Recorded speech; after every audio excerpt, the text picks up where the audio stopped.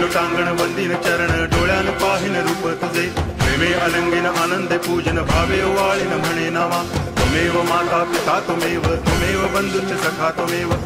विद्या द्रवणं त्वमेव सर्वं मम देव कायेन वाचा मनसेन्द्रियैर्वा बुद्ध्यात्मना वा प्रकृति स्वभावात् करोमि यद्यत् सकलं परस्मै नारायणायति समर्पयामि अच्युतं केशवं रामनारायणं कृष्णदामोदरं वासुदेवं हरि श्रीधरं माधवं गोपिकावल्लभं जानकीनायकं रामचन्द्रं भजे।